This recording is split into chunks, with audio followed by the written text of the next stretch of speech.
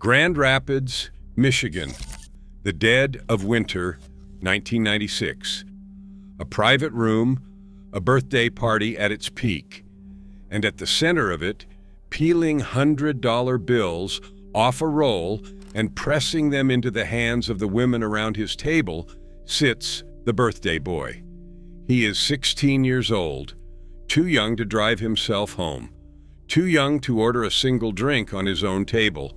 And tonight, he is the most important person in the city.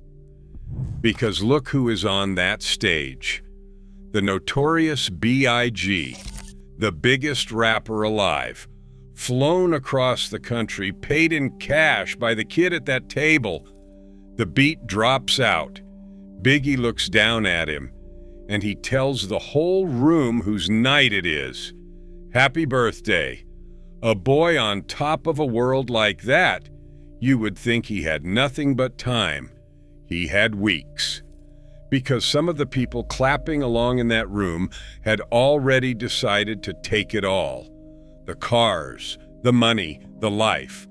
And before that winter was over, the boy at the table and the man on the stage would both be gone, within days of each other. They called him Red. One thing straight, up front, almost none of this lives in a courthouse or a newspaper. It lives in the mouths of the people who say they were there. So I am not going to swear it is gospel. I am going to tell you the story the streets tell, and the real history we can prove around it, and let you decide. This is that story. It starts with a phone call. The word goes out through an associate. Some people in the Midwest want Biggie to perform. Not a stadium, not a label showcase, a private party in Grand Rapids, Michigan, a Sweet 16, all cash, no label, no manager taking a cut, thousands of dollars, tax-free, to show up and do what he was born to do. Biggie said yes, and he flew out there thinking exactly what you would think. Some rich man's spoiled son. He had no idea who Red was. The streets say his name was Shaman Figures, out of Grand Rapids. And they say he got in the game at 13. Most boys that age are worried about a bike. Red was already moving, already learning the math that turns a little into a lot. By 15, they say, he was seeing numbers grown men in that city had never touched. And here's the detail that tells you everything. They say he had cars on the block he was too young to drive, sitting at the curb, waiting for him to grow into them. He was running blocks at an age when other kids were running for the school bus, setting up shop in other cities, putting men out there to handle business and bring the money back to Michigan in bags. A real player. At 15, at 16. And his people were serious. This was not a child playing dress-up. This was a teenager who had built something real.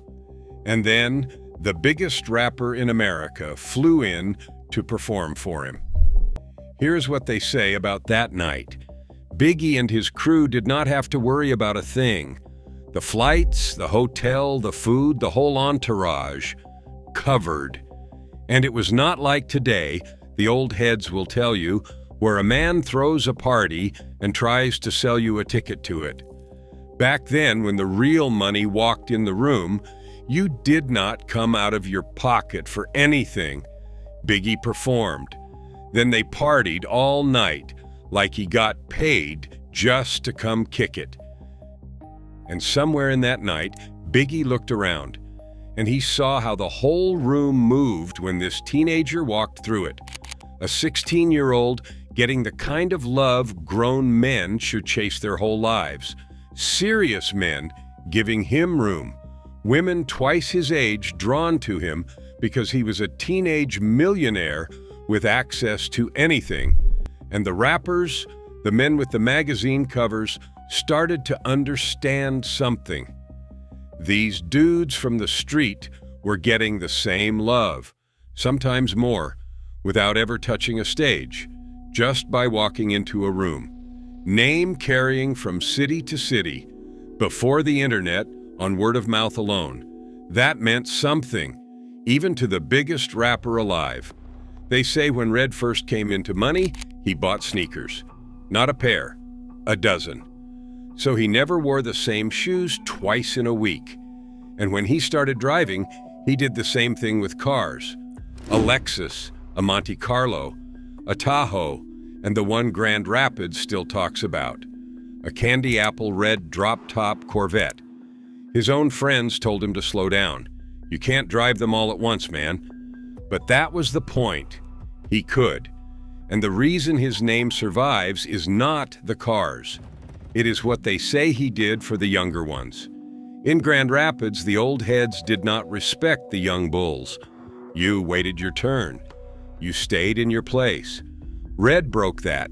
He came in with force and made the older men move over. We're young, and we need respect too. Y'all gonna move over because we got to eat. To a whole generation of young hustlers in that city, that made him more than a rich kid. It made him the one who opened the door. Now hold the legend for a second, because the other man in this story is not a legend at all. The Notorious B.I.G. is history. Christopher Wallace, out of Bedford-Stuyvesant, Brooklyn. A man who came up the same way, moving product as a teenager before a microphone ever changed his life. By the time of this Michigan night, he was the biggest rapper alive. Ready to Die had already made him a legend, and he was sitting on the songs that would become Life After Death, an album that would drop 2 weeks after the world lost him. Because that part is not a legend either. On March the 9th, 1997, in Los Angeles, the Notorious B.I.G. was gone. 24 years old. The whole world knows that date. But the streets of Grand Rapids will tell you about a date a few weeks earlier that the world never learned. Because when you are a teenager touching millions, living that loud, the wolves come, and they do not always come from outside.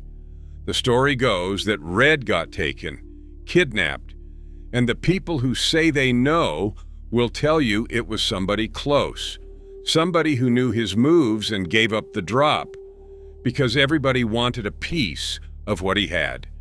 They wanted a ransom, a big one. And here is the part that, true or not, is the reason his name survives. They say he would not give them anything, no money, no begging. The streets say he looked at the men who had him and said the coldest thing a 16-year-old could say, "This is what comes with the game. He never came home. I am not going to walk you through what they say was done to him, out of respect, and because nobody needs the details. But grown men did something to a teenager that was meant to send a message, the kind of thing that, almost 30 years later, the people who remember it still lower their voices to talk about. And that is the tragedy under the whole legend. Strip away the cars, strip away the cash, strip away the rumor about the rapper. What you are left with is a child, a boy who never turned 17, taken not by the law, not by a rival empire, but by men who wanted what he had and would not go build their own. Now here is the part that gives even the doubters a chill.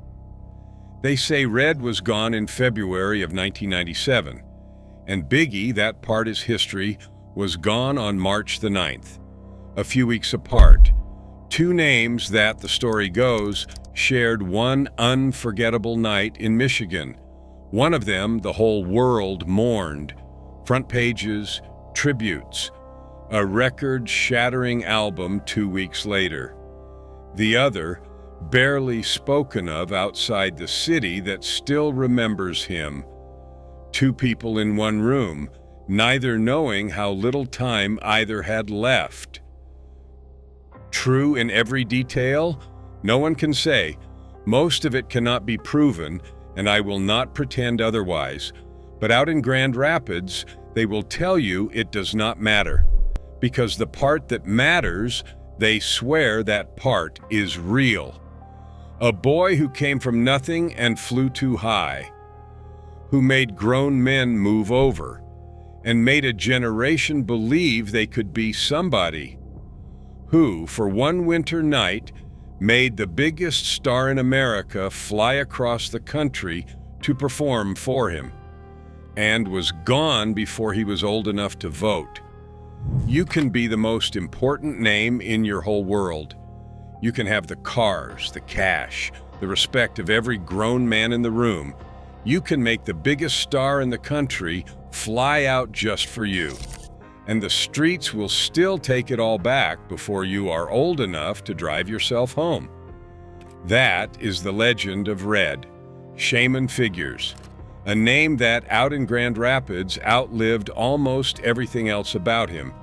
Rest in peace to the Notorious B.I.G, the greatest to ever do it, and rest in peace to a teenager whose name the streets refused to let die. Subscribe to Bloody Reports. There are 1,000 stories like this one that nobody has told the right way yet. This was one of them.